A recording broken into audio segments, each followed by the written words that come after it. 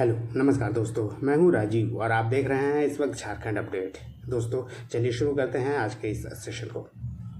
दोस्तों आज के इस सेशन में हम लोग झारखंड के जो इकोनॉमिक सर्वे हैं जो आए हैं हाल में, जो झारखंड में पेश किया गया है आर्थिक सर्वेक्षण रिपोर्ट 2024-25, इसके बारे में हम लोग जानेंगे। इसमें जो इम्पोर्टेंट फैक्ट्स फिगर है उसके बारे में जानेंगे। इससे पहले मैंने आर्थिक जो बजट पेश किया गया था, जो जनरल बजट विधानसभा में पेश किया गया था, उसका वीडियो मैंने बना के अपलोड कर दिया है। अगर आपने नहीं देखा है तो आप उसे ज़रूर देखिएगा, उसका लिंक मैं आपको अवेलेबल करा दूंगा डिस्क्रिप्शन में। तो आइए सर्वेक्षण रिपोर्ट को हम लोग देख लेते हैं, आर्थिक सर्वेक्षण रिपोर्ट 2024-25 के। दोस्तों इसमें कुछ बात है, यानी जो आर्थिक सर्वेक्षण रिपोर्ट होता है उसे हम जो पिछले कुछ वर्षों में सरकार ने किया है, क्या अचीव किया है, उसके बारे में हम लोग आर्थिक सर्वेक्षण रिपोर्ट पे देखते हैं। यानी अगर आम भाषा में बोले तो क्या खोया क्या पाया वाला स्थिति है आर्थिक सर्वेक्षण रिपोर्ट सरकार की। आइए इसे थोड़ा देख लेते हैं। 28 फरवरी की बात है जब वित्त मंत्री राधाकृष्ण किशोर द्वारा विधानसभा में आर्थिक सर्वेक्षण रिपोर्ट पेश किया गया था। और वित्तीय वर्ष में 2024-25 की बात कर रहे हैं, उसकी जीएसडीपी की बात कर लेते हैं, ग्रॉस स्टेट डोमेस्टिक प्रोडक्ट की। इसमें स्थिर मूल्यों पर यानी कांस्टेंट प्राइस पे जो बात की गई है वो जीएसडीपी वो 6.7%, जबकि करंट प्राइस पे यानी वर्तमान मूल्यों पर 9.8 यानी 9.8% के वृद्धि का अनुमान आकलन लगाया गया है इस आर्थिक सर्वेक्षण रिपोर्ट में। पिछले 5 वर्षों की विकास दर की अगर हम लोग झारखंड की बात करें तो पिछले 5 वर्षों में जो झारखंड का विकास दर है देश की तुलना में थोड़ा बढ़ा है।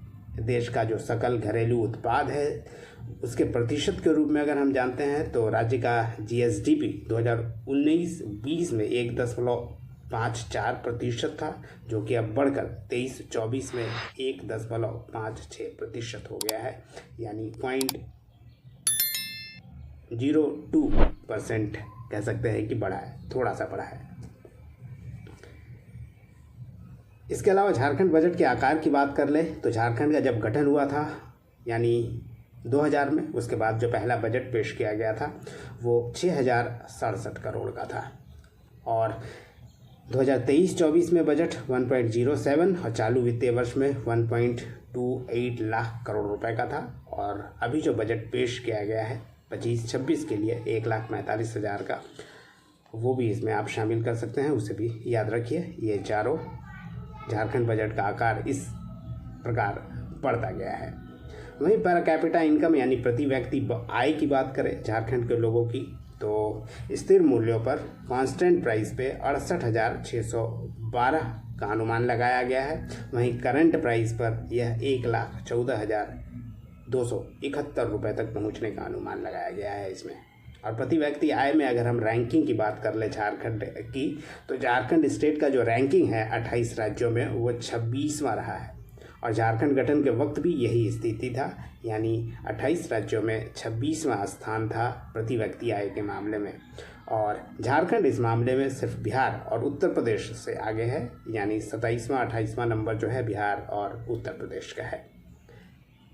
अगर राज्य में बेरोजगारी दर की बात कर लें, अनएम्प्लॉयमेंट रेट की, इस इकोनॉमिक सर्वे रिपोर्ट के अनुसार तो राज्य में बेरोजगारी दर में गिरावट आई है।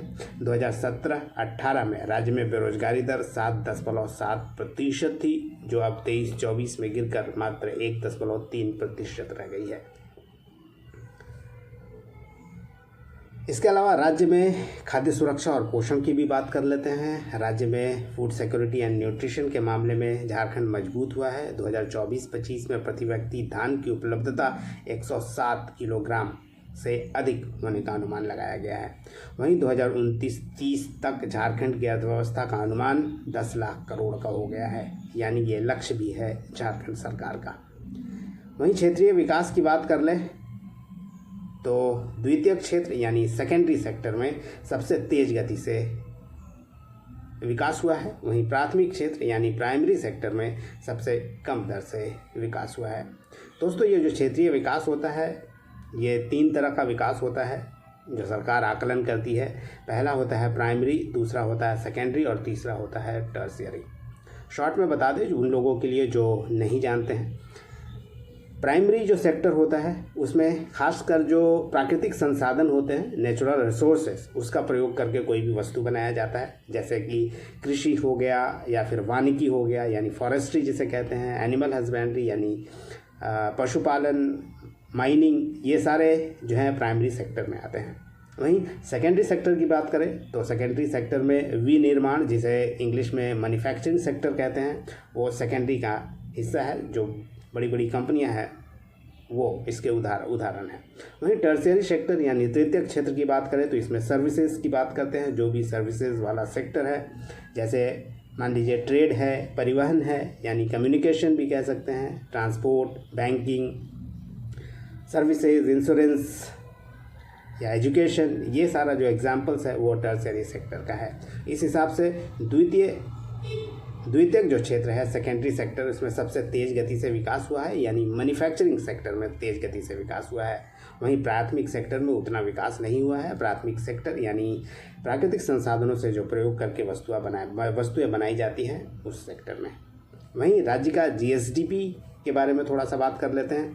वर्ष 2011-12 में 1,50,918 करोड़ था जीएसडीपी, जो वित्तीय वर्ष 24-25 के अंत तक स्थिर मूल्य पर 2 गुना और वर्तमान मूल्य पर 3 गुना से अधिक होने का अनुमान लगाया गया है इस बजट आर्थिक सर्वेक्षण रिपोर्ट में। इसके अलावा राज्य का राजकोषीय घाटा की बात कर लेते हैं, यानी जो फिजिकल डेफिसिट है उसके बारे में। तो 2023-24 में राजकोषीय घाटा राज्य के जीएसडीपी का 1.4% था और चालू वित्तीय वर्ष यानी 24-25 की बात कर रहे हैं तो वर्ष में जीएसडीपी का 1.9% रहने का अनुमान है। वहीं शहरी विकास की थोड़ा बात कर लेते हैं कि किस शहर में ज़्यादा विकास हुआ है। पूर्वी सिंहभूम में शहरीकरण का स्तर सबसे अधिक रहा है। यहाँ पे पूर्वी सिंहभूम जिले में 55.03% की दर से विकास हुआ है, शहरीकरण हुआ है कह सकते हैं, और गोड्डा में सबसे कम 3.53% है। वहीं 30 सितंबर 2024 तक नगर निगम, नगर परिषद और नगर पंचायत में सड़क निर्माण की बात करें तो नगर निगमों में 4,969 किलोमीटर सड़क बनाई गई है, जबकि नगर परिषद में 2,302.1 किलोमीटर और नगर पंचायतों में 1,588.9 किलोमीटर सड़कों का निर्माण हुआ है। ये था दोस्तों झारखंड इकोनॉमिक सर्वे रिपोर्ट में जो कुछ बताया गया, आपके लिए इन्फॉर्मेटिव होगा उम्मीद करते हैं। तो ये था दोस्तों आज का सेशन, उम्मीद करता हूँ पसंद आया होगा। धन्यवाद, फिर मिलते हैं नेक्स्ट सेशन में, तब तक जुड़े रहिए और देखते रहिए झारखंड अपडेट। धन्यवाद दोस्तों।